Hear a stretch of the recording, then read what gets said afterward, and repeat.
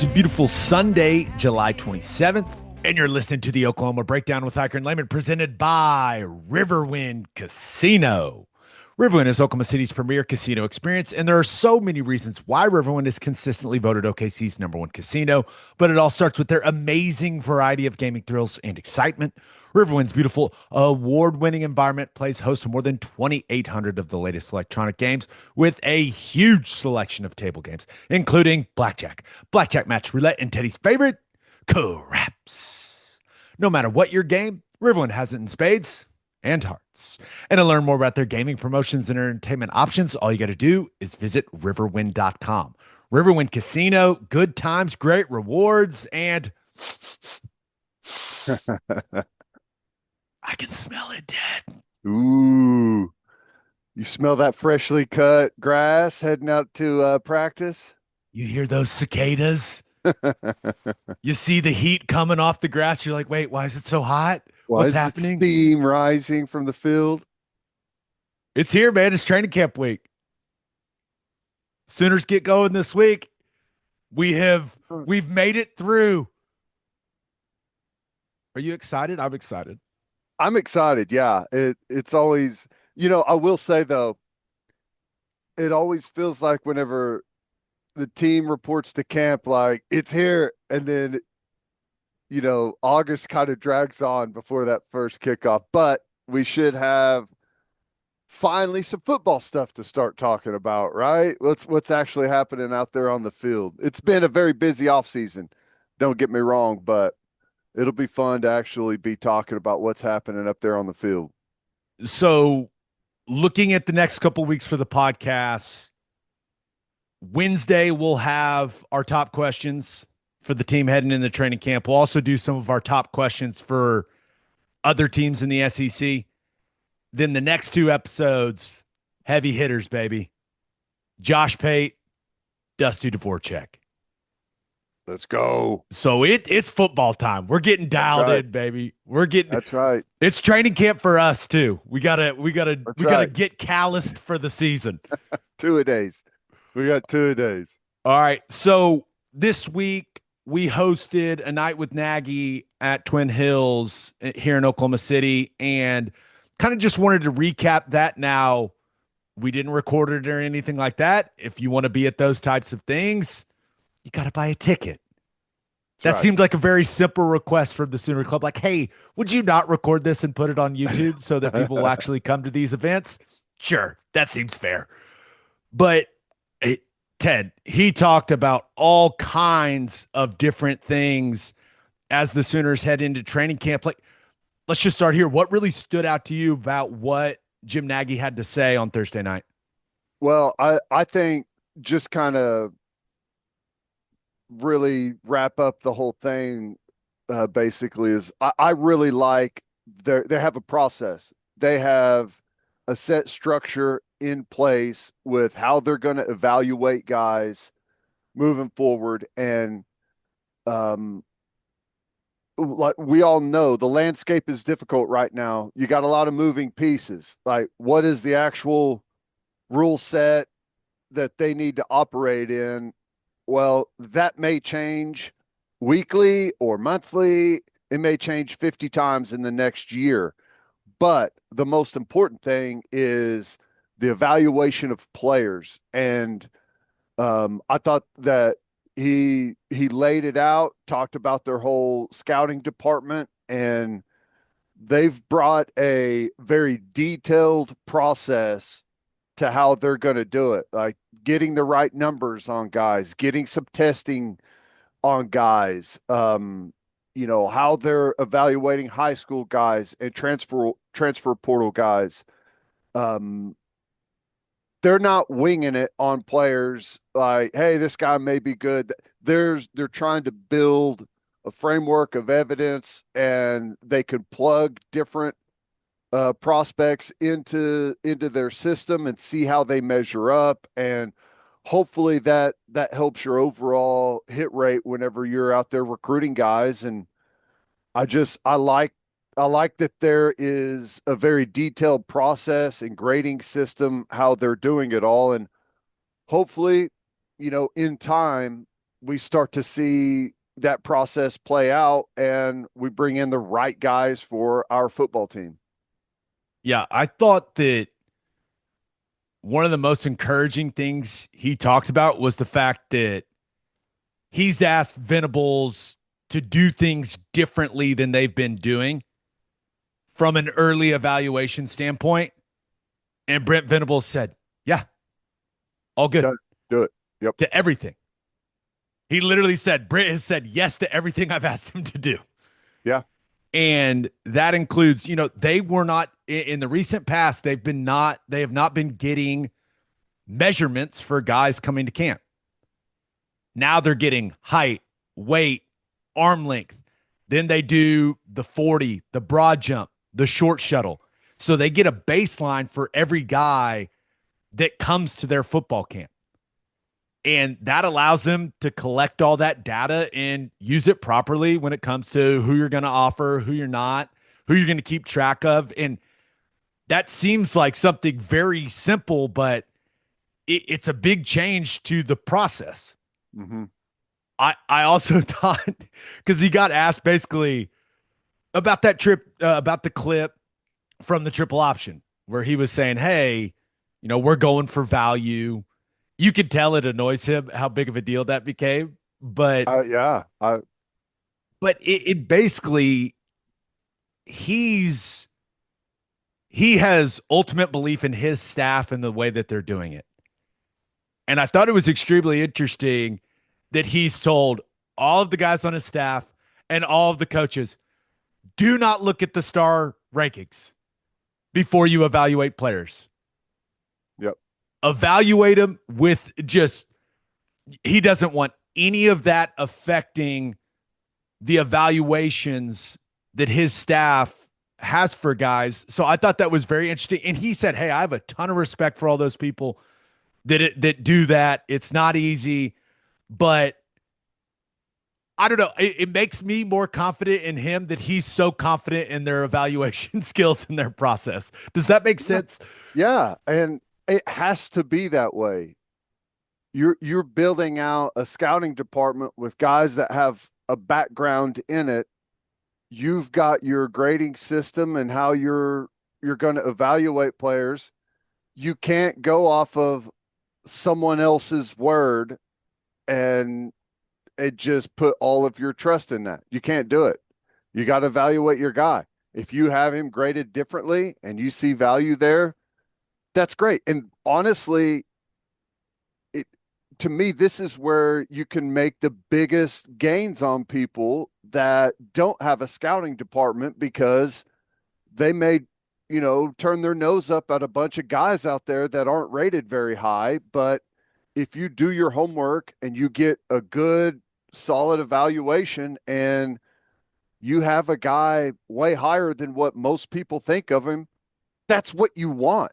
Those are the type of players that you're wanting to find out there. So, yeah, it's made sense all along. And I think it's one of those things where you either get it or you don't trust it, and you trust the old star system. So we'll see who comes out as the winner.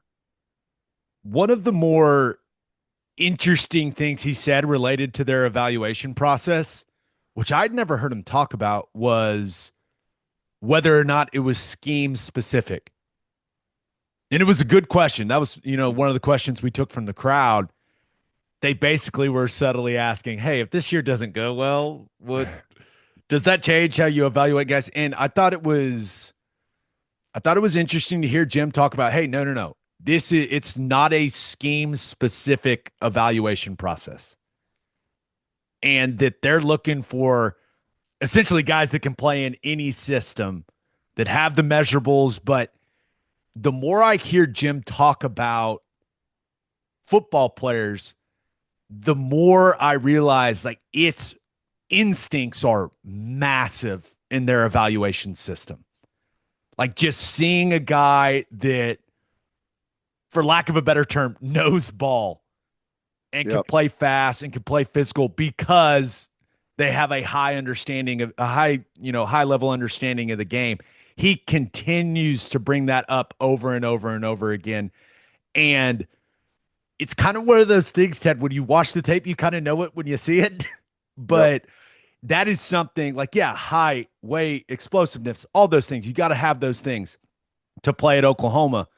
But they are huge on just the instincts and being a football guy. Yeah.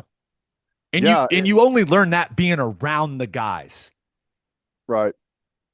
And that's Yep. something that he keeps bringing up is like the 2026 cycle. A lot of these guys, the first time he met him was on their official visit. This next cycle, he said he's hoping it's going to be the fifth, sixth, seventh time he's talked to these guys and their families. Yeah. And he laid out how good his staff is at maintaining those contact points, right? Like there are multiple guys reaching out, getting to know these players. And yeah, which, I love what, when it boils down, they're looking for like frame, like what these guys are physically going to look like, and how do you project what they're going to grow into as you start to see their frame build out. And they want physical outliers, right? They want speed, they want explosiveness, and it's hard, especially when you're evaluating high school. Like when you get into technique stuff, well, how does this guy backpedal? Well, how, some of that stuff is, if you have great athleticism and you see a guy that can fly to the football and has great athleticism, you can coach that stuff later. But a lot of those physical tools you can see when guys are gifted pretty early on. He did address, when you look at the 2026 recruiting class, a lot of people have said, hey, where are the Oklahoma guys? And you and I don't hide it. We cheer for the Oklahoma guys out here. We're two Oklahoma guys that went and played at Oklahoma. Like Right. we're always rooting for those guys, but he made it very clear if they can help OU win SEC championships and national championships, then they're going to go after him. And they're going to continue to go after him. And they're going to stay on him even if they've committed somewhere else. I mean, I thought his answer on that was pretty straightforward. Like, of course I want Oklahoma guys.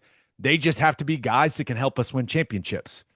You can't, That's they I still have to fit the evaluation process. You can't just ditch your evaluation process to go get Oklahoma guys, right? They have to be able players that you have to be players you honestly believe can come in and help your roster. And I think that's what everyone wants also. I think people love to see Oklahoma guys go in and have success, but at what cost? You don't want to fill your roster with a bunch of guys just because they're from Oklahoma if they're never going to help you. So, I mean, you got to be smart about it, and that's what they're going to do. They're going to continue to chase down Oklahoma guys that they think can help them. he he did make it pretty clear that they're not done with the 2026 recruiting class. That the plan is to stay on a lot of their top targets, even the ones that are committed. And once OU starts winning some games in the regular season, they feel good about their chances of getting some guys to change their mind. Which, may have been perhaps the most telling exchange of the night, because it kind of lets you feel like they think they have a pretty good football team going into this fall. And for a lot of those players that may commit elsewhere or may, be waiting to see what happens, they feel like with what they could possibly do this fall, they're going to change some opinions about what the future looks like at Oklahoma. He talked a lot about this season's team. Like that's what people want to hear about. Of course, recruiting is extremely important, and the new front office's process and getting to learn all you can about that. Like those things are important, but the season is almost upon us, and people want to hear about this year's team. Ted, out of all the stuff Nagy talked about for this year's roster and these players, what kind of stood out to you? Well, I mean, we've known this from the beginning, but he expects a really big year from Jay Knott. He he is he is sold that Jade Knott is going to have a special year. And for us, I mean, just on its own, that could be a game changer to have that home run threat and that type of player at running back. And it sounds like, not only has what they hoped he looked like previously when he showed up, he's done that and more. It sounds like he's really hit the ground running and got himself, kind of dug in on this football team, comparisons to how Mateer hit the ground running. So I thought that was a big one for me. I think that was the biggest takeaway because when Ott committed, you and I talked about it. Like he's got the physical talent, he's got the juice. Just how's he going to fit in the locker room? Right. And Nagy made it clear, like this guy has come in and has earned his teammates' respect by working, and has really impressed everyone within the program with his work ethic. That's exactly what you want to hear about your high dollar transfer portal running back. No doubt. Yep. And I love that he said that him and Mateer have developed a really good relationship quickly. And I thought the story he told about Ott in summer workouts was funny because Jay Nod has been gaining weight. Mm-hmm. Gaining more weight than he's used to. Like, what's happening here? Yeah, he basically made it sound like Jaden Knott has been gaining so much weight that Jaden Knott has gotten worried about how much weight he has gained. He's like, I'm not going to be as fast. I've never been this heavy. And he played it 208, 210 at Cal. But OU's sports science team has been able to say, hey, come look at this. Yeah, you're the heaviest you've ever been, but you're also faster than when you got here. You're getting faster, that's the combination everyone's looking for in football. And so that happened relatively early in the summer. And Jaden Knott gained some more weight. And he started getting worried again, going, hey, I've never played at this weight. And OU sports science team went, well, don't worry, because you are now faster than when you were when you gained the initial weight when you got here. So Ott he is completely bought in. He's as heavy as he's ever been. From what I understand, that number is. Think he's close to 220 or so? I'm guessing it's somewhere between 217 and 220. Yeah. Which it may not sound like a big difference, but when you're as explosive and as fast as Ott is, playing at 220 instead of 210, like you're packing punch at 220, man. Like that is Ted, you could speak to it better than anyone. Like 210 running back, okay. 220 running back, ooh, okay, let's buckle the chin strap. Yeah, you really start to worry whenever that running back is starting to look more like you in the backfield than a small running back. So, yeah, and we all know it's a long season, it's a physical season, and the more size I think you can put on, like you want guys to be fast, clearly, but overall you need guys to be durable, and the more size you can put on, I think it helps that durability, just absorbing some shots and, just carrying more size whenever you're in traffic. I think that's going to help him out. At least that's the hope anyways. A quick sidebar about durability. Sooner Sports Properties had their kickoff event on Saturday night, and I took my kids to it. You get to see the Sooner Schooner and the ponies and go through the locker room and all this fun stuff. My kids love it. But Mateer was there to speak. He is undoubtedly the most durable looking quarterback we've had in the last 20 years. He's thick. Dude. And he's gotten bigger since the first time I saw him when he got here in the spring. Yeah.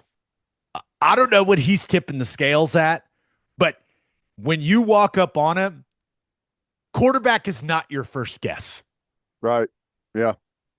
So he is, and I think he's one of those guys. Like I was talking to him about it. Like really good summer. Feel like I'm as fast and I'm as strong as I've ever been. So all these guys are saying really good things about what OU strength staff and sports science staff and nutrition staff have been doing this summer.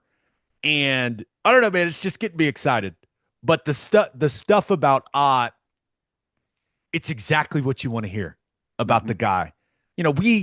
We haven't spent any time around him. He's coming from Cal, missed a lot of time last year, but it sounds like Ted, he has completely bought in to what they're asking him to do. And if he can even play at 215 instead of 208, like that's still a big difference when you're talking about a long, hard, physical SEC season. Yeah. I mean, especially training camp, a lot of it, like a lot of the difficulty in like keeping your weight up for the guys that are, skill position players, lighter guys, hard gainers is like if you go into training camp at the exact weight that you want to play in, it could be very difficult through all those long days out in the heat to maintain that full size. And then, once you get into the season, things slow down a little bit. It's a little bit easier to maintain. But if you can start off well ahead of where you kind of wanted to be, it gives you a good jump start. So yeah, man, I'm really excited about that. And if he is up close to that 220 mark by the time they're playing football games, it kind of changes your view of what he can be as a running back, because I had kind of viewed it like he's your home run threat, he's your kind of do everything guy, but you really want to find ways to get him out in space. Now, I don't think that's changed, but it does change your opinion that maybe he's an interior downhill guy as well. And, you know, to add to that, sounds like Arbuckle wants to run the football. So that ties in nicely with that. Got to spend some time with Arbuckle on Saturday night. That dude is awesome. Yep. He's awesome. And he is very determined to get this thing right on the offensive side of the ball. Yeah. And I, going back to the things that Nagy said, I thought it was very interesting. Do you remember who he said? I asked him, hey, who's the guy on the defensive side of the ball that's really stood out to you? You remember his answer? Mm-hmm. Taylor Wine. The big old defensive end. What do you say? He's 271, 72 pounds. And just told us like he's obsessed with getting better. Always at the facility, always doing extra work. And said his body is noticeably different from when Nagy got there, which was what, like 4 months ago? Yeah. Yep. Pretty much. So you and I, we have, to steal a Bill Simmons reference, we have we have bought, we are probably condo or homeowners on Taylor Wine Island. Yeah. We may need to open up a resort. I think some people may be late to it. Maybe they want a little like a food stand or something. I think at this point I'm kind of all in on Taylor Wine. Yeah, I have a feeling there might be there may be a rush for people to try to get on the island with us. So yeah, we're building up the infrastructure there. Big and what I love what he said about Taylor Wine, but it also sounds like that's going to be one of the very competitive position battles throughout training camp. And not all position battles are great because, well, we don't necessarily have anyone there, so we're battling it out to see kind of what happens. But I think they feel pretty good about multiple guys that could end up playing there. But Taylor Wine is looking pretty good right now. And just thinking about what you can do with a guy that's in that 275 range at DN, you can get real creative with what you want to do with your front. Because with how physical and long Taylor Wine is, you can start reducing the front a little bit, kick him inside, bring up a guy off the edge, like get into that bear front that we've seen them get into quite a bit over the last couple seasons. Like you can do some creative stuff schematically if you got a guy that is super physical but still has enough twitch to be on the edge, but you feel good about kicking him inside in some situations. Like that allows you to do a whole nother level of like a whole nother layer of things defensively. Yeah, no, it does. I mean, we love I love the bear front at least. And Yeah, then, you do. they also have that cyclone stuff where like it's a true three-man front, and that defensive end position's a little bit different now whenever you're head up over a tackle and having to control that. And if you're 270 plus pounds, that goes a long way. And it sounds like he's going to be a super physical, high motor, just like what you want there, collisioning guys on the edge. Very important to set the edge, anchor that defense there when people are trying to get an edge on you. So I'm excited about him. I'm curious to see how does all that size of how's it translate to his pass rushing game? Because you don't want to be in it. It's like our Mason Thomas can rush on one end. You don't want to totally give that up on the other side. Like, hopefully, he's a guy that not only is big and strong and physical against the run, but he can transition that into a good pass rush as well. No pressure, Taylor Wine. Just expect you to be an awesome player. No big deal. One thing that makes me very happy, you and I, we love Kendall Dolby. We love the way the kid plays. Hated seeing him go down the way that he did a year ago. But the word that keeps coming up, no matter whether you're talking to Nagy, talk to BV about him on Saturday night, dog. Mm-hmm. Comes up every time you talk to anyone about him that spends time in that building. Dog. I don't know where he's going to play. I don't care. All I know is if that dude is healthy, which it sounds like he's feeling good and he's ready to roll, he's going to be a big factor for this football team. And I'm just glad he's been able to bounce back from that leg injury. But every time I talk to someone about him, dog. I believe Venables threw in an alpha dog at one point. Yep. Yeah. So just dog. Anytime a football guy says that about a football player, I'm feeling real good about what he's going to do this season. It's kind of funny, and we may have talked about this before, but because of the injury and when he went down, he's just a guy that, for whatever reason, we haven't talked a whole lot about, and you just kind of almost forget that he's coming back. He may have been the best defensive player on the field up until the time he got hurt last year. And if you're getting him back at that cheetah spot, which there may be competition there to figure out exactly what they want to do with that, he can play corner. He could do so much stuff for you. It's just one of those guys that we really haven't factored in a whole lot when we're talking about this defense, but he may end up being the swing player that makes you really good. Daniels and Dolby at Cheetah, the Cheetah combo. I really am interested in. That's a guy that Jim Nagy pointed out, like, hey, Kendall Daniels looks fantastic. We kind of just have to figure out where he fits in this defense. Yeah. You talk about measurables. Whew. He's incredible. And what would you do with him? Where would you start? Training camp starts this week. If it was up to you, where would you start Daniels?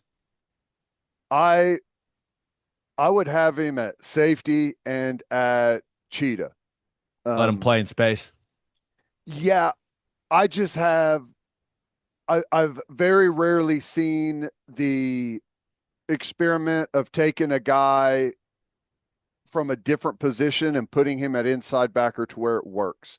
It's a totally different position. Those guys are used to, like, if you're out on the edge, you can put the whole offense to one side of you. You've got space to operate. If you're deep, you can see the whole field.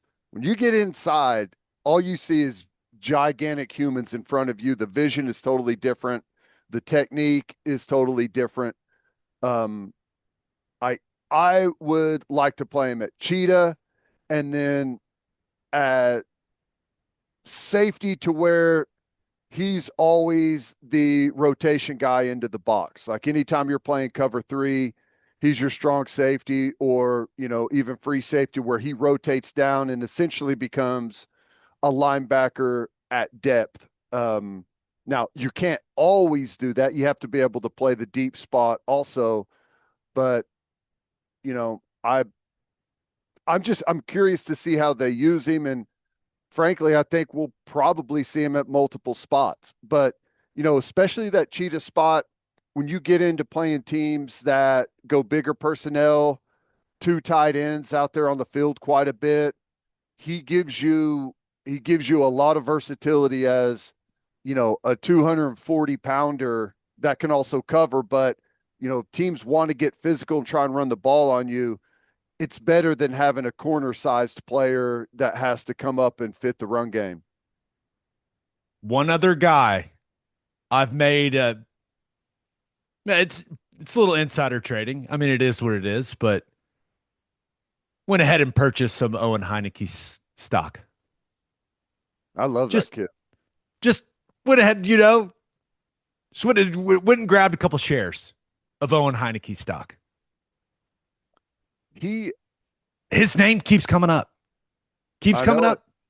And I'm telling you, I think that I've long thought that he's one of the most underrated players on the team because he's big.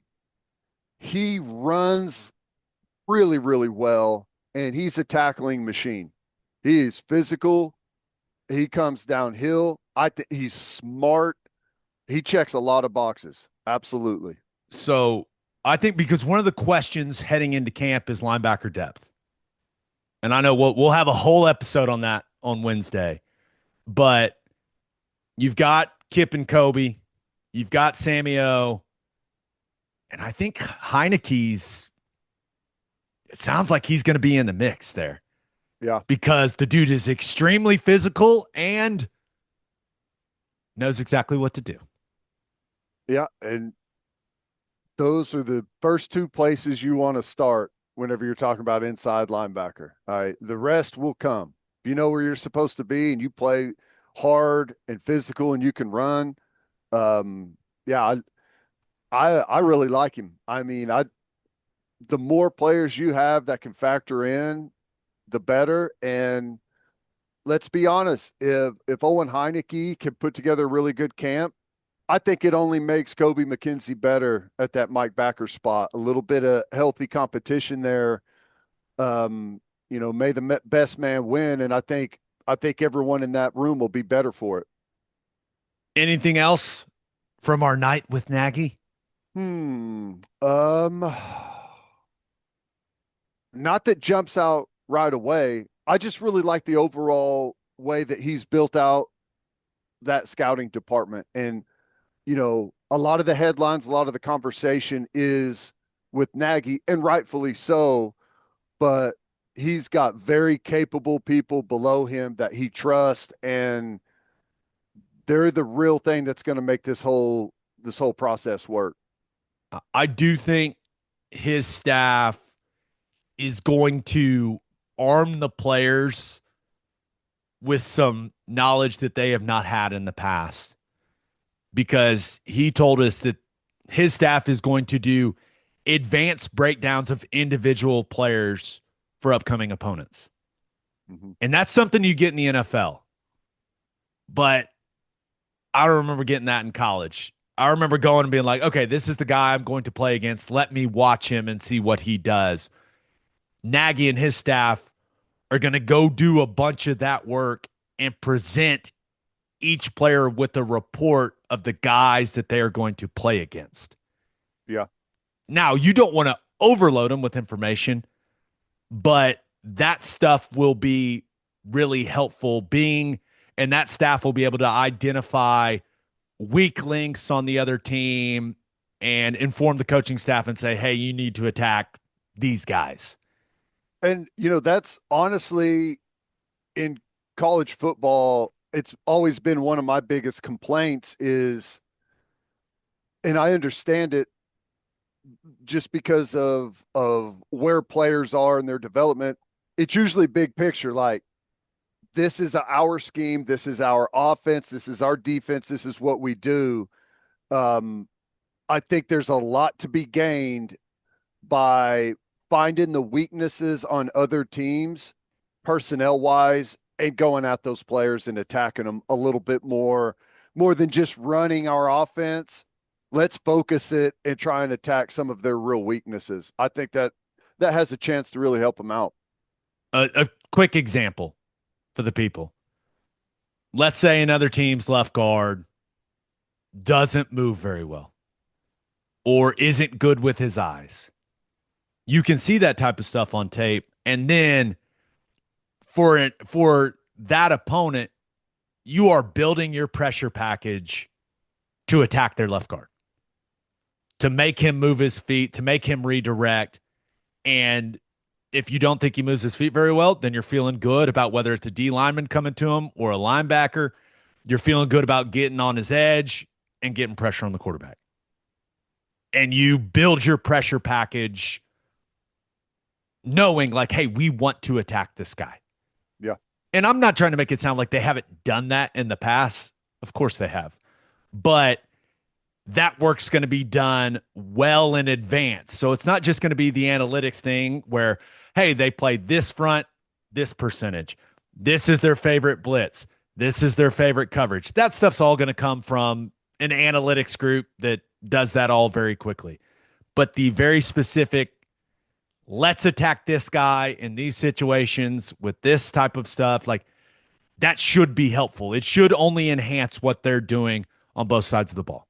Well, yeah. I mean, you think about for a coaching staff, let's see, we play Texas and then we play South Carolina as our next game, right?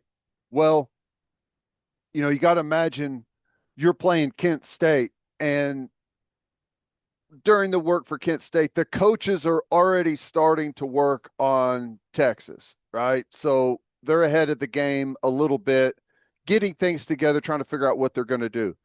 Well, that South Carolina game, it helps you a ton before you ever start to do the work on South Carolina.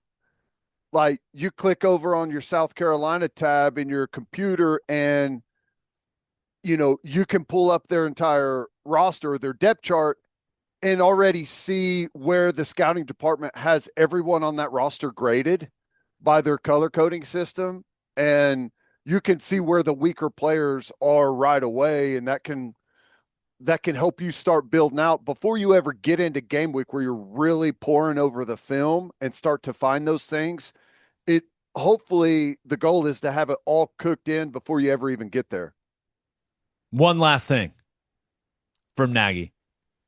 He was asked if he would be given a magic wand to make one change to college football. And with zero hesitation, he said we'd play Oklahoma State and Nebraska every year. And that got a very loud reception. Yeah, he said it without hesitation, and he did not expand on it at all. Plain and simple. We'd play Oklahoma State, Nebraska every year. Done. That's it. Next question. It was awesome. It was great. That was fun, Ted. We'll see if they ask us to do it again. I don't think we messed up. No, it's a good time. It was good. I thought, the venue was great. It was, people got to fire some questions up there. You and I ran through a list of questions, kind of probing around on some stuff. I thought it went really well. All right, we've got the college football roundup. Ted's going to explain the executive order to all of us. But first, taking a road trip this summer? Remember to stop at Love's Travel Stops. You can't miss the heart of the highway, and with the Love's app, you can save big all summer long. You can save 10 cents per gallon on gas and up to 25 cents per gallon on auto diesel. Save with the Love's app this summer and be welcomed by clean places and friendly faces. Certain conditions may apply. See loves.com for details. Summer is here, and there's no better way to fire up your cookouts than with Didier Ranch's steak burgers made from 100% premium cuts of steak. These burgers are the real deal, juicy, flavorful, and packed with that rich, beefy taste that you love. Plus, they're shipped right to your door, so you can spend more time doing what you love and less time shopping. Head over to DidierRanch.com now and use code SOONER for a special discount on your first order. Get ready to taste the best burgers you've ever had. Proudly raised 100% in Oklahoma. Didier Ranch, steak in every bite. And we are brought to you by Simple Modern, the Oklahoma-owned company and the official drinkware partner of the OU Sooners. Summer is flying by, but Simple Modern is here to make back-to-school shopping easy. From backpacks and lunchboxes to water bottles, Simple Modern offers durable, stylish gear kids love, all at parent-approved prices. And Oklahoma teachers, listen up. Starting July 14th, nominate yourself for Simple Modern Stock Your School to win water bottles for your classroom, have your entire classroom wish list fulfilled, and receive $1,000 for anything your school needs. Voting opens July 21st, and the top 10 teachers with the most votes win. And with 10% of all Simple Modern profits going to charity, many right here in Oklahoma, you're helping Oklahomans everywhere. Simple Modern, it's good everywhere. All right, time for the college football roundup. And just when you thought college football couldn't get any more confusing, we now have an executive order from Donald Trump to save college sports. Ted, I would say you are our White House correspondent. Best way to put it. You are a government expert. What does this executive order mean for college football? I don't know. Damn it. I and you know the real question for me is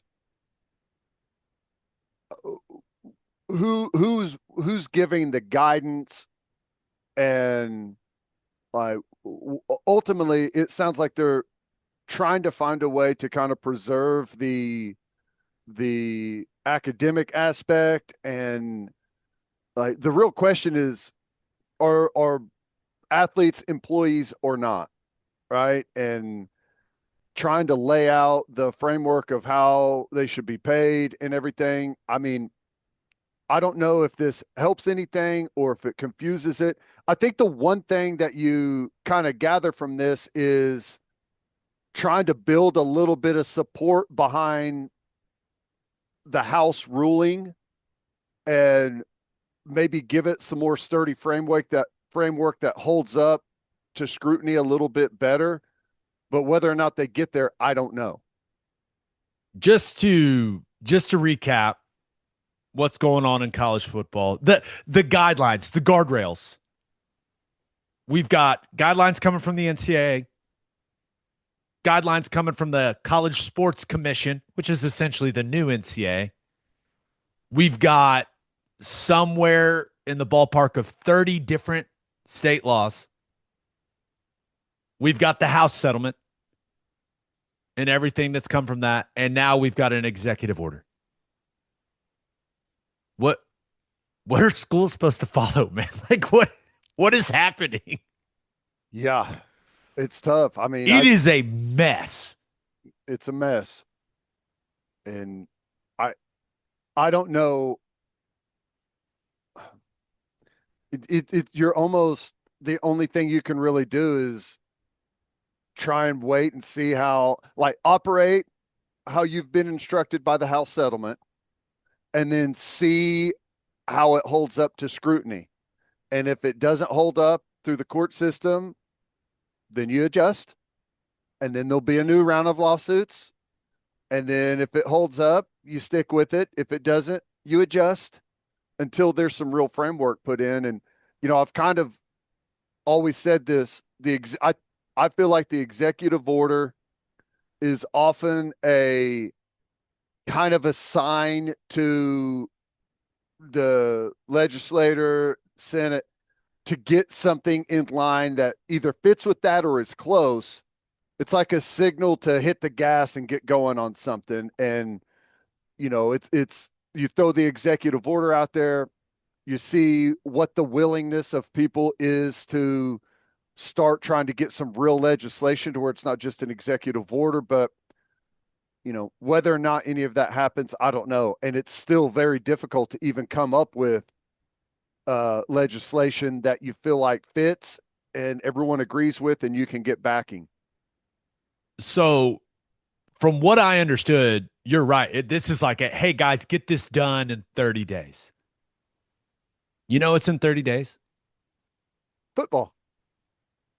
I don't want to be talking about this when there's games being played. Yep. Dude, I am so tired of talking about it, but you got to talk about it. It's a massive deal. Yep. It's a massive deal. But at this point, if Congress could just make a structure to where the players get paid a market value wage and you also don't have to cut a bunch of other sports, like, then I'm all for it. Let's get it done. I am so tired of talking about it, though. Yep. But just reading through the executive order, like it says, hey, there no third party pay for play payments. That's what we've been operating under for the last several years. It says the executive order says all the endorsement deals, those are all good, but they should be for a fair market value. That's what we're supposed to be doing right now ever since the House settlement. But I don't really know how it changes anything until Congress gets moving on this. And I don't know enough about the dynamics of the House and the Senate to know what type of support something they put together is going to get. I have no clue. I don't like politics. One of the things that I read from it, and I'll ask you because I wasn't very clear on it, and it sounded like currently, like the revenue share on paper is still an endorsement deal, right? And it's not a pay for play. That's how they made it sound. Like in and this was actually something Nagy talked about at the event, was they don't view the revenue share as NIL. Correct. But a lot of people, any money going to players, a lot of people are just putting under the NIL umbrella. And that's not what it is from the House settlement. So there's like a different, because they're technically even the revenue share is technically on paper. It is not a salary. It is even though we all know it is. Correct.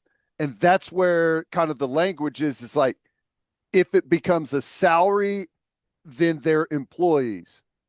If it's an endorsement, they're not employees. So like, that's kind of where the hang up is if you make them employees, or like that legally changes kind of the whole game. And I think that's maybe where the battle is, so to speak. Yeah. And I think when I read through it, the thing that kind of stood out to me was that the Secretary of Education, it kind of made it sound like, hey, use future federal funding as leverage to make sure people follow enforcement. Yep. Follow the rules. I don't know what that looks like. I thought we were killing the Department of Education. I'm confused. Another layer of confusion. So I am, but it's basically, can you leverage that with whatever Congress comes up with after these 30 days, like the structure? Can you leverage federal funding to make sure people don't egregiously break the rules? That's fine. Just use it. Do it. Right?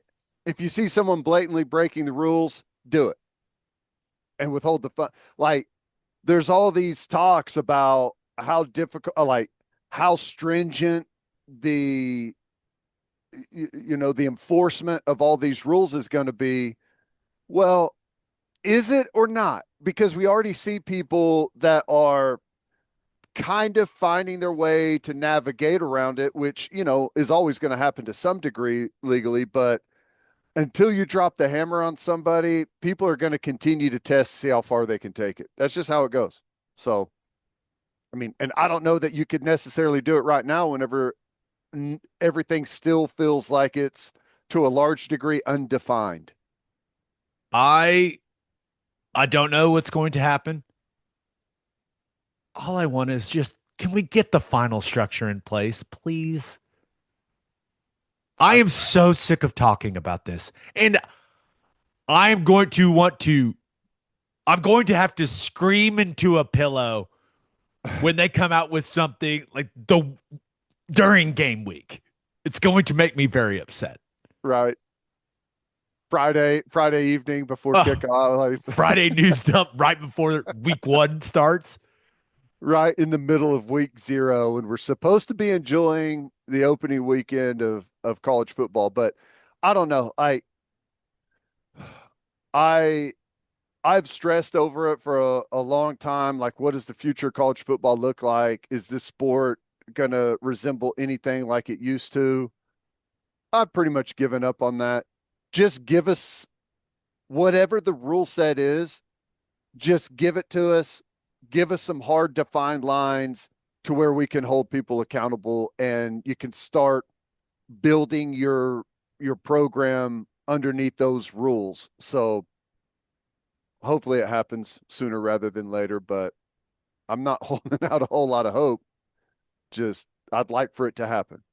I I would like for the football players to make a lot of money because they bring in a lot of money. But I would like for the Olympic sports to survive. Mm-hmm. And that was kind of my big takeaway from it was, hey, we don't want all this money going to mainly football, some to men's basketball. We don't want all of that to kill all these other non-revenue sports. I think the vast majority of people agree with that. But what that looks like, what this structure they come up with is going to look like, I don't really know, but I would like for it to just, I never want to have to talk about this again. Like, that's kind of where I'm at. Here's the thing. Like, I love college football. You love college football. No doubt. But I don't love it so much that we bury everything else because of it. I think one of the greatest things that we have in this country at the high school and even junior high level is, whether you're a girl playing softball or you're a kid running track or you wrestle or you play volleyball, whatever it is, the fact that there is that carrot that's dangling out there that I can go play this sport in college, get an education. I think it's awesome. I think it's great. And if you lose that, what do all these kids do? Like, what keeps people really motivated and doing their best to achieve those goals? If those things are no longer out there, what happens to these thousands and thousands of kids across the country in high school sports, junior high sports, that there's that ultimate goal of being able to go do it at the collegiate level? If that's no longer there, what's the new outlet? I I don't have the statistics in front of me. I don't know. I'm sure they're out there. But the amount of like high achievers in this country, the amount of leaders in this country, that's business, philanthropy, whatever, that were college athletes. Like, there's a reason that correlation exists. Mm-hmm. It's because sports just teaches you so much about life. Yep. And I think a lot of people, if you take away, like you're saying, if you take away that carrot, not to make this too deep of a big picture conversation, but what does that do? What overall effect does that have on our country? and people in those leadership positions. And what does that do to like what we can achieve as a country? Yep. There's a lot of, I mean, I don't, if you go through, you just think about Oklahoma, and I don't know what the total number of athletes we have on campus is, but when you go through track and field and softball and baseball and rowing and soccer and all of those, volleyball, all of those sports, there, I don't know what the numbers are, but there's a big chunk of those athletes that without that sport probably don't have the chance to go to college somewhere, right? That's it. And you need it. You have to have it. So I love that there's kind of those thresholds that they put in about like where your revenue is, and you can't just ditch everything else whenever you make a certain amount of revenue and pour that into football. You have to maintain those other sports as well. I like that aspect of it. Just think, where would we be if we couldn't have gone to OU, play football, and transition that into just a budding podcast career? Think I about know that. it, man. It's Think the about that. butterfly effect, Gabe. What would have happened? Think about that. Take some time and think about that. You want to talk about some Big Ten media days, the propaganda they're Of spewing? course. Of course. I okay, so we got pretty much the same talking points from every coach at Big Ten media days. It's clear their commissioner, Tony Petitti, loves the automatic qualifier. I think it's because he loves the play in games that he wants to implement because he's a TV guy. He knows that would be good television. He knows they get paid a lot of money for it. That's why they want it. And Lincoln Riley, am I crazy to think he kind of leveraged the USC Notre Dame game to try to get people on that side? That's kind of how I interpreted that. It's like, hey, I want to play the game. We want to play the game, but if we don't have the automatic qualifiers, we'll see what happens to the game. You know what I mean? That's how it felt It's to the me. SEC's fault that we're not playing Notre Dame, a game that we've played for the entirety of our history, right? And he brought up, oh, well, we're in a conference. Notre Dame's not in a conference. It's completely different. Notre Dame's never been in a conference. You guys have always been in a conference. It's always been that way. And you've always played the game.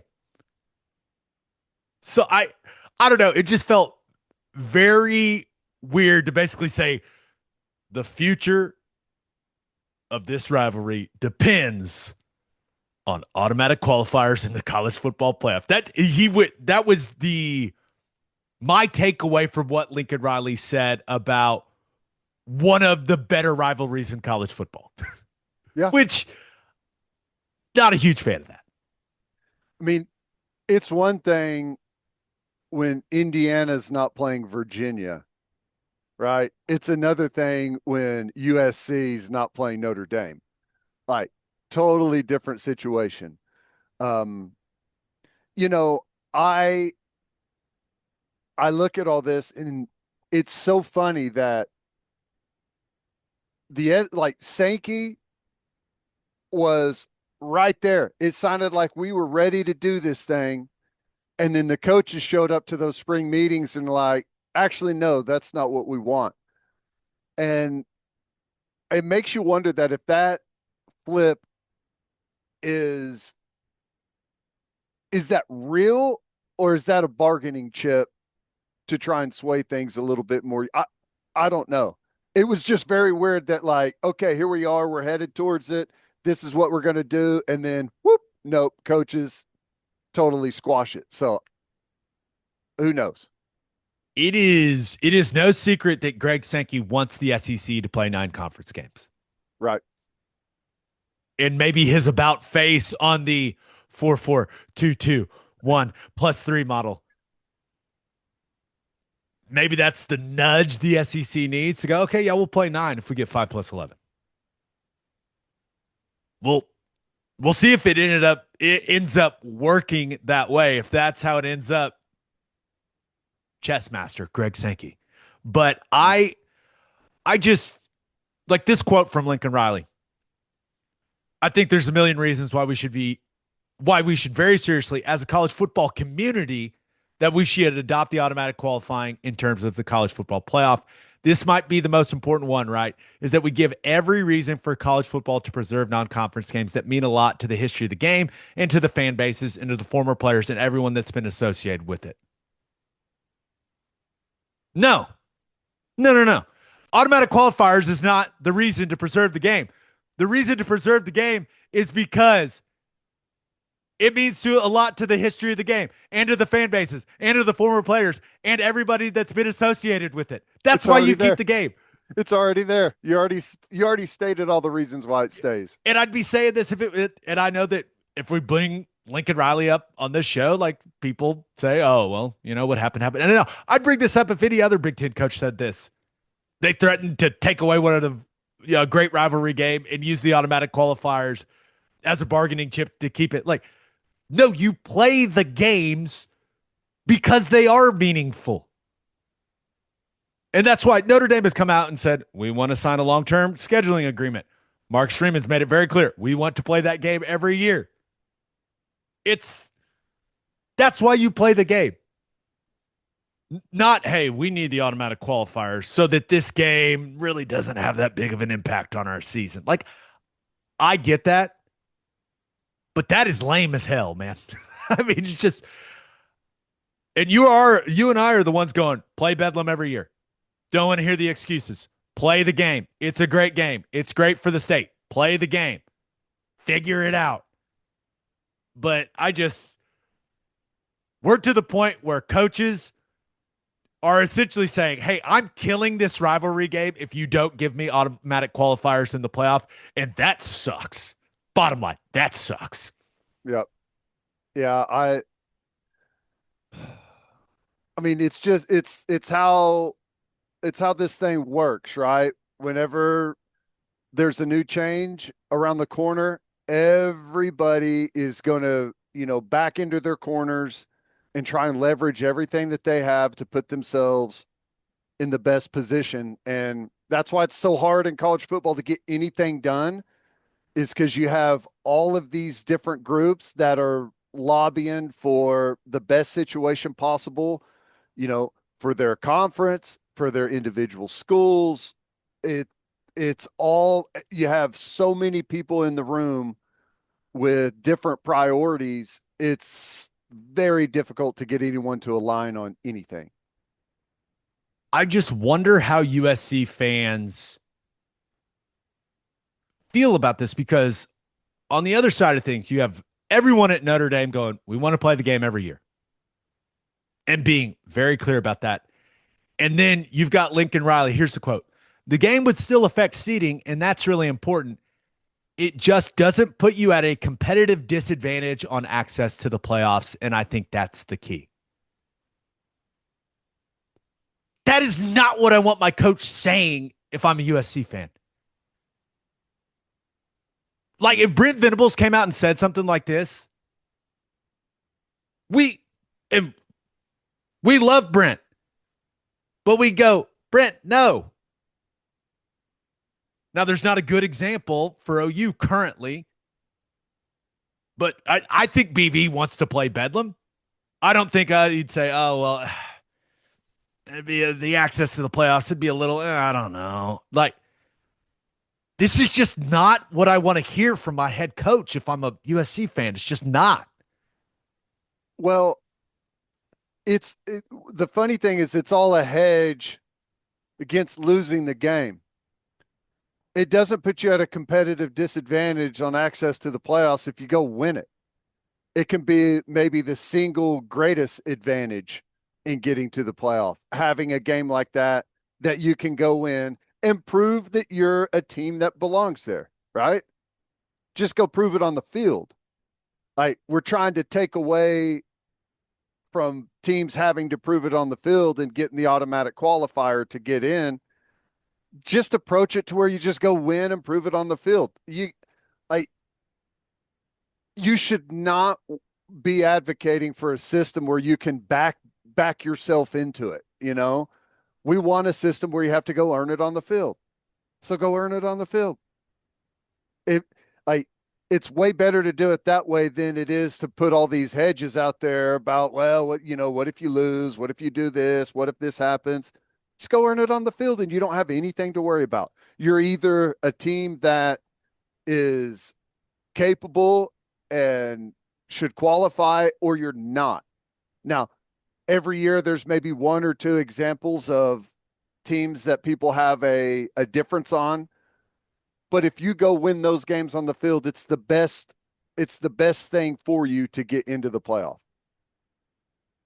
He's just falling in line with Tony Petitti. Did you see him being like, "Oh, an 8-4 Big Ten team"? Yeah, that's absolutely could see 8-4 Big Ten teams in the playoff. It's a very difficult conference, very difficult schedule. People heard that and went, "Dude, The mental gymnastics of the Big Ten is insane right now. I it's a lot. It's a lot." I was dialed into Big Ten media days, and it's a lot. well, shockingly, I mean, maybe it shouldn't be shocked, but a quick scan of the comments section, the Big Ten fans are in lockstep, totally convinced that the SEC, the depth of the conference is not real at all, and the Big Ten, top to bottom, is way more difficult. They're totally convinced. They How have are they won the so last two convinced? national championships. It's true. Like the main reason that they're convinced is like look at recent bowl games. You've never in the history of college football been able to take less away from a bowl game than today. Whenever you have teams that are a shell of what they were a month previous because of transfer portal, guys holding out to go to the NFL, bowl games are have essentially become meaningless for like as a way to gauge how competitive one football team is compared to the other. Oftentimes you'll have a team that is, you know, damn near at 100% of what they played with, and another team that is missing like 8 starters. It's not a gauge at all to compare two teams. All I'm asking is for, and this can apply to any similar situation to what we're talking about for USC and Notre Dame. Yes. The big money donors of USC, the university leadership of USC, just tell the football coach you're playing the game and to deal with it. Yeah. It's weird. And that applies to any of these situations where a coach is trying to get out of a rivalry game because it may or may not hurt their chances for the college football playoff. I understand that, but this fan base, like these university leadership, just has to say, "Hey, man, we're done talking about this. We're playing the game. We're scheduling the game." But clearly, USC's leadership is on the same page as Lincoln Riley with this whole thing. I guess, like, I don't know, man. I hate that we're at a place in college football, and we just talked about all the structural uncertainty of the sport as a whole, and now we're here where it's coaches are going, I'm not sure we can play this game that we've played forever because of the playoff situation. I don't know. Dude, gross. You want to talk about the ultimate projection of weakness is like, oh, I don't know if the game, how it helps us. Is it a disadvantage? Like, whatever happened to anyone, anytime, anywhere, right? Whatever happened to that? Now it's like, ooh, that's a tough one. They're pretty good. I think we're going to suck over the next couple of years. Maybe we should back out of this agreement. It's like the ultimate show of weakness. And, I don't know how recruits view it, but I mean, if you just what are they telling you? They're telling you that they don't think they're going to be good enough to beat Notre Dame in the future. So they're not going to play the game. That's how it reads to me. Kind of hard to interpret it any other way than that. I think we've talked enough about it. Just play the game and bring Bedlam back. Come on. Play the game. All right, let's get to our winners and losers of the weekend. But first, Schwab Meat has been smoking the highest quality meats, hot dogs, and sausages in OKC since 1912. Go to schwabmeat.com to order any of Schwab's outstanding products and use promo code OKBreakdown for free shipping on orders over $75. Schwab dogs are iconic. I like to keep it simple. Just a bun, dog, mustard, ketchup. Also, the jalapeno cheddar smoked sausage is ridiculous. Schwabmeat.com, code OKBreakdown for free shipping on orders over $75. Schwab Meat, the official hot dog of game days. all summer long, the Garage is offering their triple threat combo for $8.88. That's a burger, fries, and fountain drink for just $8.88. The triple threat is available all day, every day in store at all of their locations. You can also enjoy Rad Hour at the Garage with discounted domestic beers, house wines, draft cocktails, and frozen cocktails every day from 11 a.m. till 6 p.m. Visit eatatthegarage.com to find a location near you and order online from the Garage in your neighborhood. Insurica has launched a new digital agency introducing Insurica Direct. Whether you're in Oklahoma or anywhere across the U.S., they've got you covered. From small business insurance and health insurance for your employees to insurance for individuals like home, auto, and even Medicare supplements. Insurica Direct's got it all. Start your journey today at insuricadirect.com. Remember, at Insurica, we specialize in you. As always, Ted, kicks off. Who do you have as your winner of the weekend? Hey, man, I love whenever young guys, rookies, whoever have great performances. How about the performance from the rookie with the A's? Nick Kurtz, 6 for 6, 4 home runs, a double, ended up with 8 RBI and 6 runs scored. That's awesome. 4 home runs. Incredible. It was almost 5. Did you see that hit? It was feet away from being 5. Yep. What a day, man. What do you think that feels like? I don't know if there's a football equivalent to that. I don't know. It's like the baseball looks like a beach ball coming at you. You are in the zone, you're seeing it, and I mean, you hit the first one, awesome. You hit the second one, okay, pretty cool. Third one, when you flush the third one, it's like, okay, we got something special happening right now. Dude, a 6 for 6 game could totally change your stat line for the entire season. With, 8 RBI and 6 runs scored, incredible. I am not a baseball diehard. I don't watch regular season Major League Baseball, which is funny because my loser of the week is Major League Baseball related. But I love playoff baseball. I love the tension of the playoffs in the major leagues. But why do you keep pitching to the guy if he's drilling home runs? I think because it was like out of hand, maybe. I don't know. Have some pride. Walk the man. Right. I mean, especially after he hits the third one, it's like, okay, guys. Kurtz has got it today. Let's just avoid this guy. Now, I'd have to go back and look at all the situations that he was hitting in, but I feel like after 3, you got to say, okay, just let him go on base. Just let him go. We can't let this guy hit 4, and oh my gosh, there goes the 4th. Yeah, I can hear it right now. You got a vet up there. It's like, I'm not scared of any damn rookie. I'm not throwing around to this guy. I'm going right at him. Crack. See ya. What do you think the sense of relief was for the pitcher when it was almost the 5th home run? Oh my gosh. Yeah, because I'm not really sure what order all of it happened in, but that had to have been just oh, thank you. Yeah, you don't want to be the guy that gives up the final historic home run. It's crazy. But hey, hats off, Nick Kurtz. Hell of a day. You think the people in Oakland are like, awesome. Awesome. This is great. Can't wait to watch them when they are in Vegas. Aren't they Either playing in like Sacramento or something like that? yeah, so they're playing.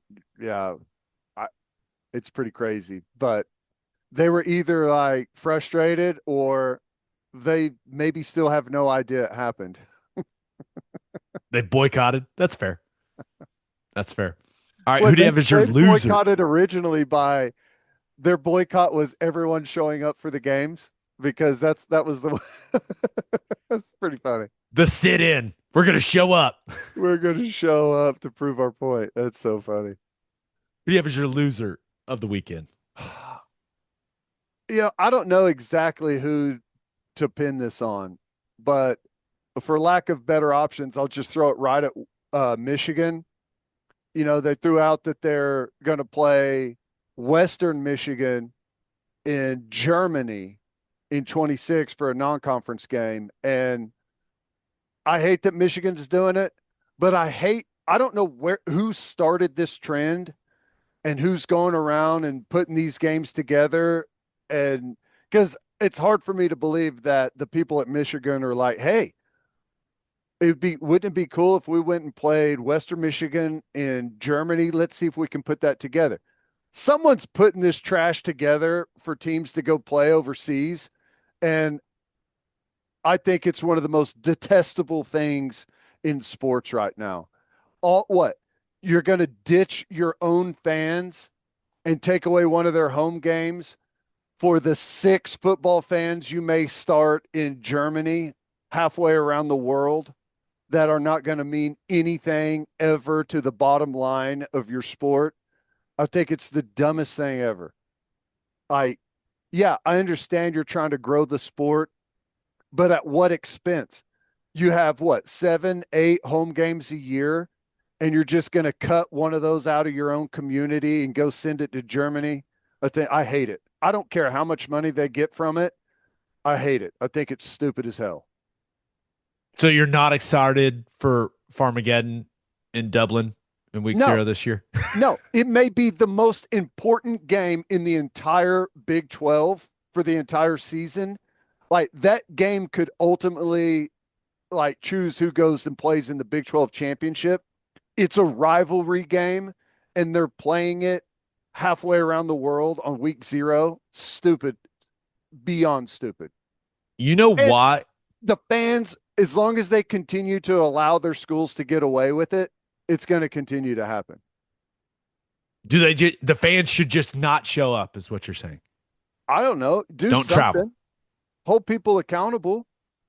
I it What happens over and over and over and over is the people in charge continue to prove that everyone has a say in college football and what's going to happen except for the fans. You just have to continue to throw money at it. You don't get any say in the format of the sport, where the games are played. You have no say. All you get to do is continue to throw your hard-earned money at it. That's all you're good for. When I saw the announcement and I saw your tweet about it, which just beautiful sarcasm, my friend. Beautiful. But I was trying to figure out like why would they do it? Someone's paying them. But how much could they be paying them? Because what a lot of people may not realize is football programs make the majority of their money from a home game. That's how they like the TV revenue is big, but when you're talking about like tickets and all the concessions, like all that stuff, like that is a massive, massive deal for the bottom line of a football program. So is the German government cutting them a check equal to what they would make from a home game? I don't know. That's what I'm trying to figure out why they would do it. Yeah, grow the game, get international fans.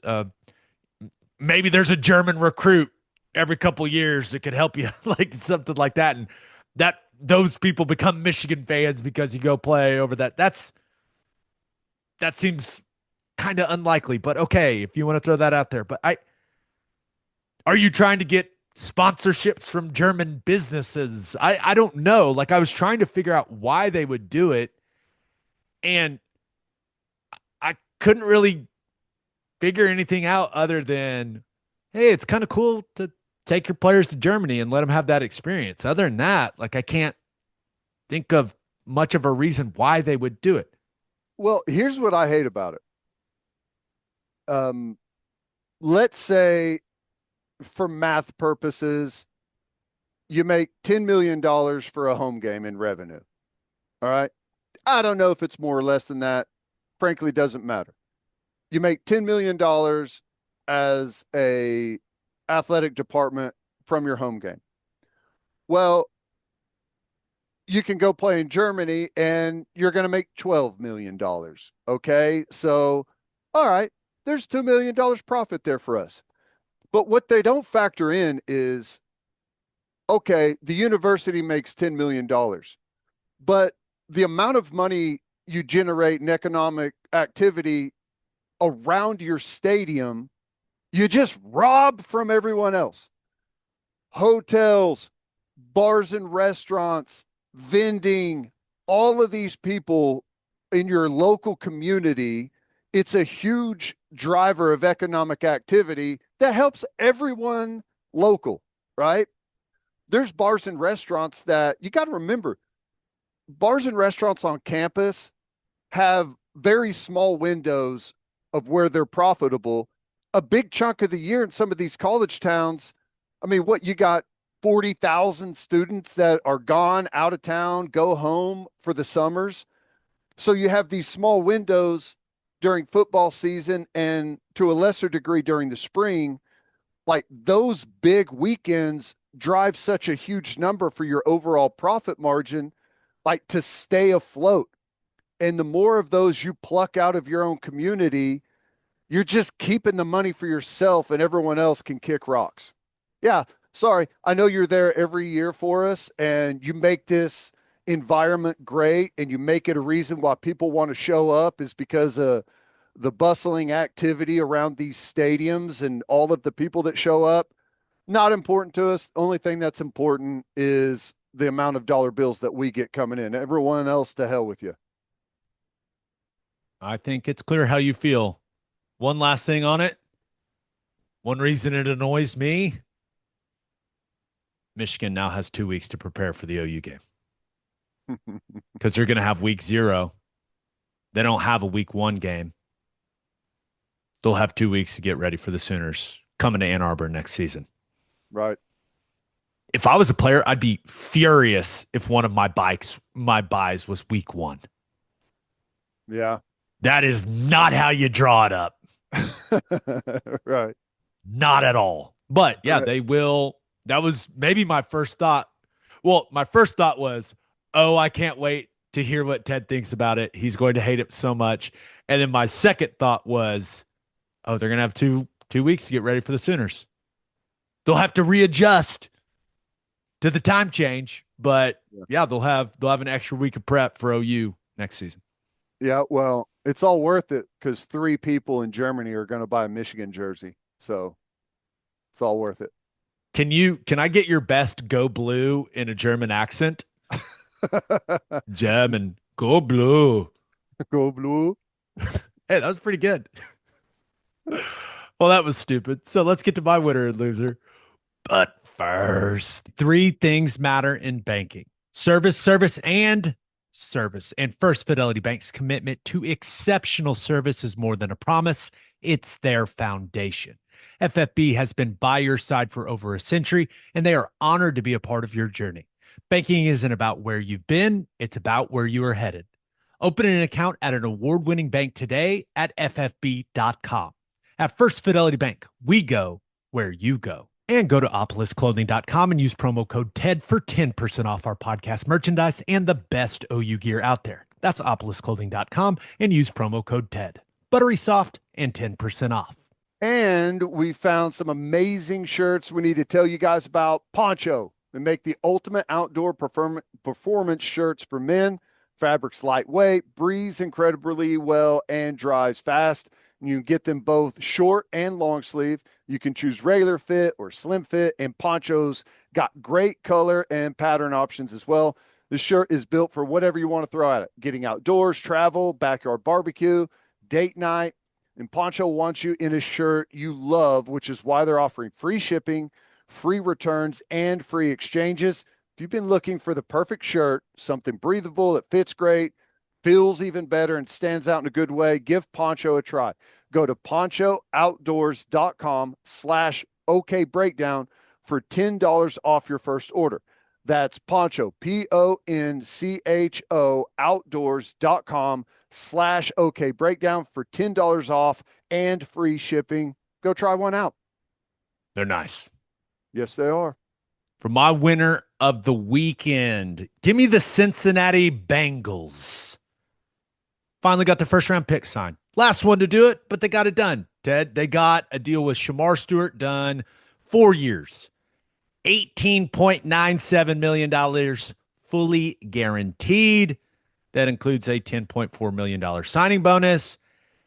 And they got him to agree to the new roster language that they wanted in there. So a rare contract win for the Bengals, even though they've gotten a ton of negative press because of this exact issue. But hey, they ended up getting what they would wanted. All they had to do was shuffle some money around of his signing bonus. He got $500,000 now instead of in December, and you've got your first round pick in camp. Yay. Yeah. Yeah. And it was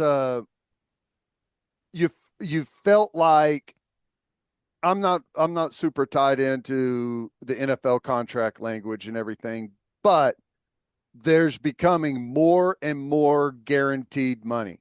For the longest time, there was hardly any guaranteed money, and you're starting to see way more guaranteed money.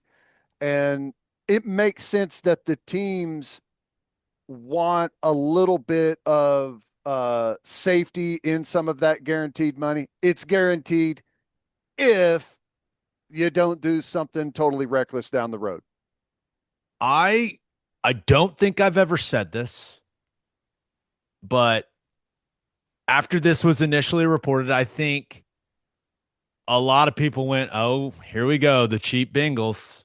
This is what they do. I've been on the Bengals side during this whole thing. And a lot of people, they just have assumed the Bengals were in the wrong because they have the worst reputation in the league when it comes to being cheap. Yeah. Some people are like, oh, they're trying to put some weird language in this guy's contract. They're trying to screw him.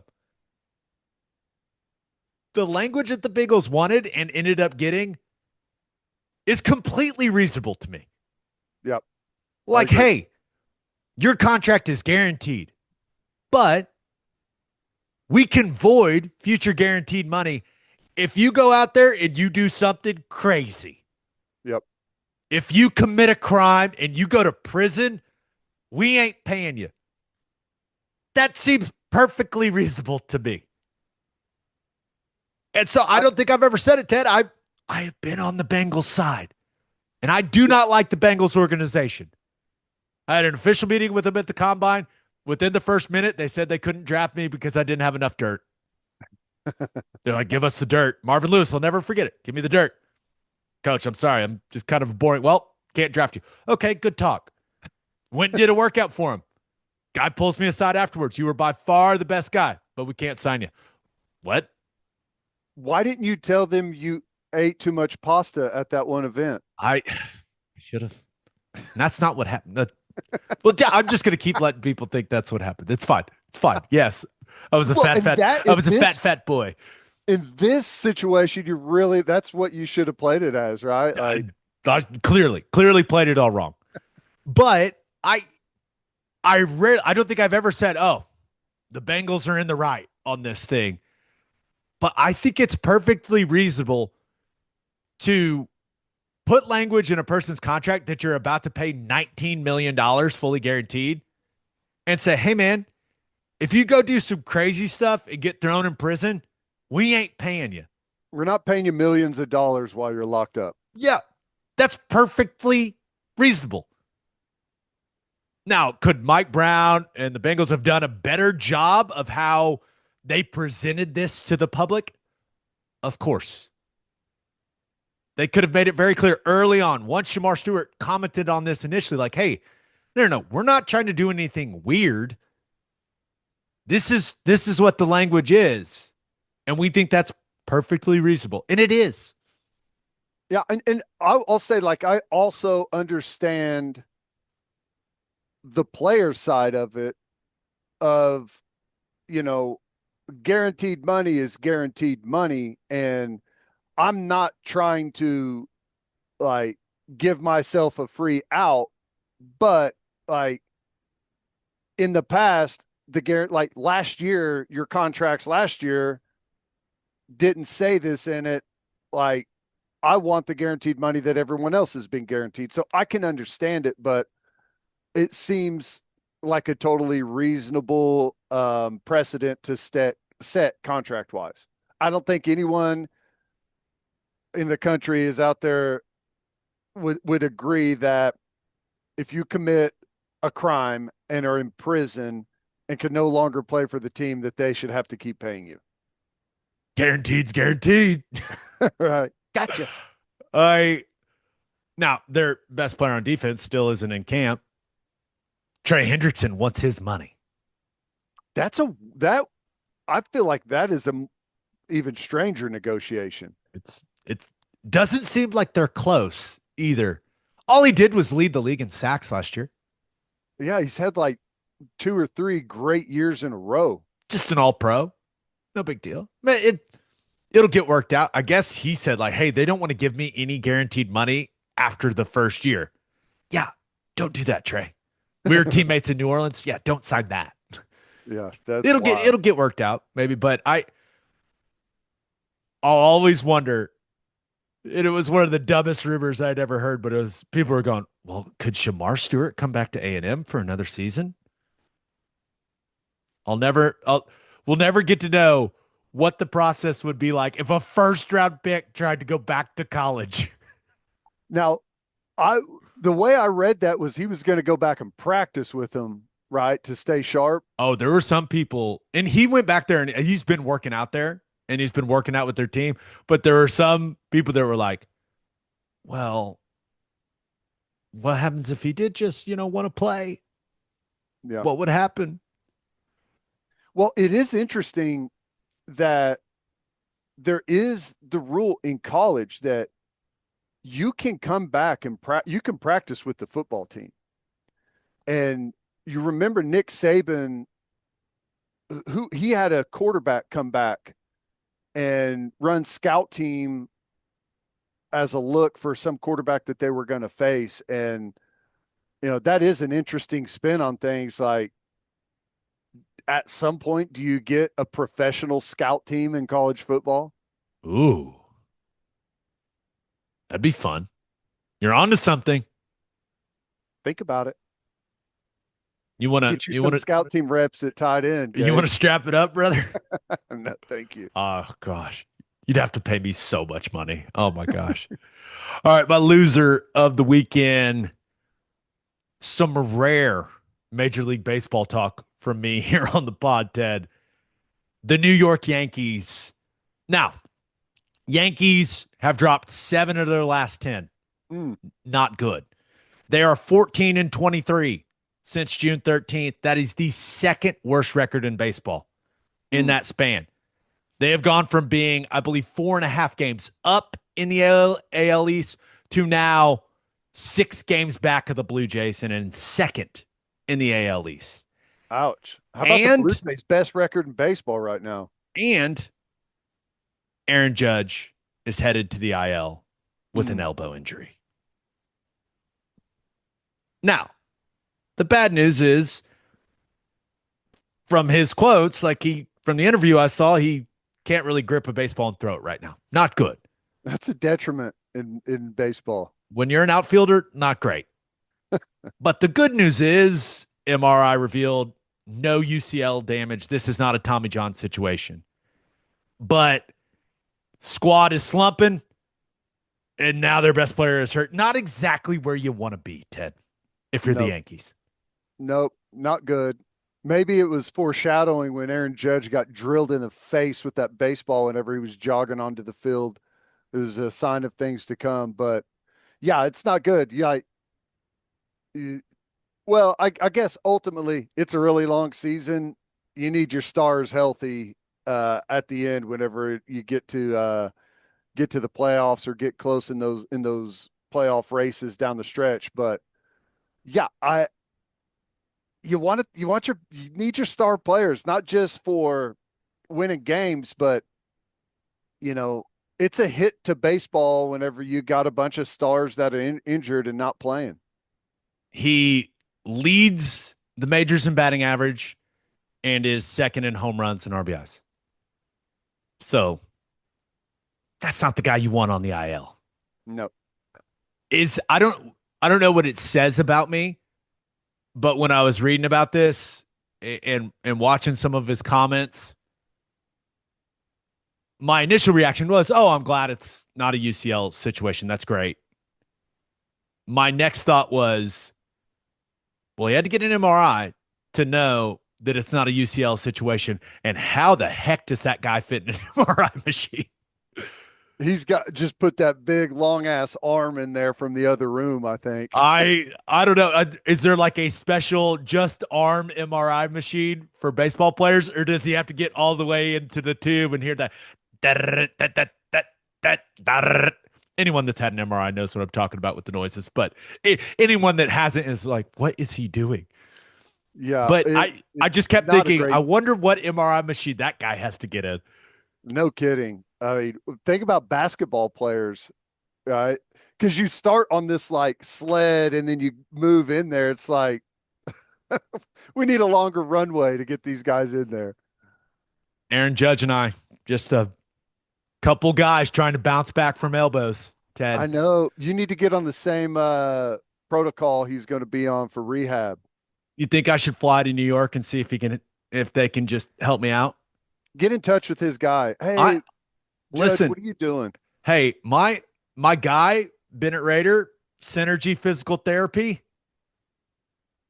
We got connected after I talked about it on the pod. He's helping me out, man. Some dry needling. Oh, feels good.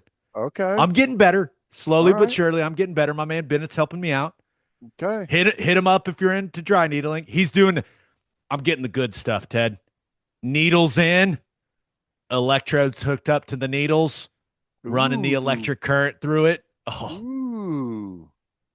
How about but that? it's like an elbow and maybe like tricep thing. It's getting better. But I originally just thought it was like a golf elbow thing. I think it may be a little more complicated than that. But my man Bennett's helping me out. I'm going to see him this afternoon. In fact, Okay. so Look at you. who's going to be back? Who's going to be back first? Am I going to be playing golf, or is Aaron Judge going to be playing baseball first? What do we think? I think you're going to be back before him. I hope you're right. I hope you're right. Just don't push it too quick. We need you down the stretch. Right? Not to turn this into a Bennett Raider ad, but he'll even come to my house if I need him to, which is pretty sick. Okay. So I it like feels, that. but I'm still dealing with it, man. I haven't swung a club in like 3 weeks. I didn't realize how much I'd miss golf. I miss it. Hey, dude, you're going to get one of the greatest benefits, though. The further away you are from golf when you come back, you're going to play your best round to date whenever you get out there for the first time. Oh, I All needed those that. bad habits, you'll forget about them. I needed that. Thanks, Ted. Mm-hmm. Thanks, Ted. Yeah, going to get some work today. Stick some giant needles in there and run some electricity through it. Let's go. I like it. I love, dude. My favorite dry needling is my favorite treatment. It always was when I was playing. I love I've it. never done it. What? Never done it. I got a guy. Got a guy. I'll just say, hey, Ted's coming to the house. You can knock us both out. Here we go. Do the dry needles repair all of the ligaments that are destroyed out of my shoulder? Can I That's regrow not them? exactly how it works, I don't think. But I think it can help release some of the tension. Okay, that is what I need. Birthday shout outs. We only got one, Ted. It's all you. All right. Happy 45th birthday to Matt Darvin. Reminder. Happy birthday, Matt. Reminder, Wednesday, we're going to have a pod about top questions going into training camp for the Sooners and for, other SEC teams. Then we're going to have Josh Pate and Dusty Dvorak over the next couple episodes. Awesome. The season is here. And then after that, start talking some of the things we see out at training camp when we go out to some practices. Go see what the boys look like. Saturday night, see Venables. Doesn't even say hello. He goes, when are you and Teddy coming to practice? Like, coach, well, we'll be there. Calm down, man. Calm down. He got that training camp intensity in his eyes. I was like, okay, big guy. Yeah, that's awesome. I can't wait to get out there and see how they look, man. Honestly, I'm excited for it. Can I just say one thing that you just mentioned? Please. I think OU fans need to allow themselves to be excited about the season. I agree with that. Yeah. I've been thinking a lot about this. Like, it does no one any good to have it's almost like this borderline negative cautious optimism. That may not make any sense, but that's how it feels to me. Like, they're going to be a better football team. Yes. What that translates into record-wise, I do not know. But I'm excited. Yeah. You can call me a homer all you want, but like, I'm excited, and I think the fans should be excited. Like, the team will be better. We'll see how many games they end up winning, but I get the sense that a lot of people are just going, I'm going to need to see it to believe it. That's not a fun way to live life. Forget that, man. Come on. The power of positivity. Let's go. The hell with your self-preservation, okay? Like, you want to be mentally, you don't want to let yourself get too excited. Just get too excited. It's going to happen anyways. Like, you're holding off right now when they take the field and they score the first touchdown, whatever. It's like, national championship, here we go. So just go ahead and do it now, right? Just be vulnerable. Open yourself up. That's right. If we can do it, you can do it. And you guys have seen us go through a couple miserable seasons. We don't take it well. But just, guys, let's get excited. I agree. Do you think they'll get excited now? Oh, undoubtedly. 100%. I can feel it already. All right. On that note, episode 549 in the books. We'll have a new podcast that'll drop on Wednesday. Just a reminder, please subscribe to the podcast wherever you listen to podcasts, and please subscribe to our YouTube channel. Make sure you check out our website, okbreakdown.com. We hope you all have a great start to your week. Until next time, we appreciate y'all for listening. Do what you always do, Oklahoma. Take care of each other. Boom.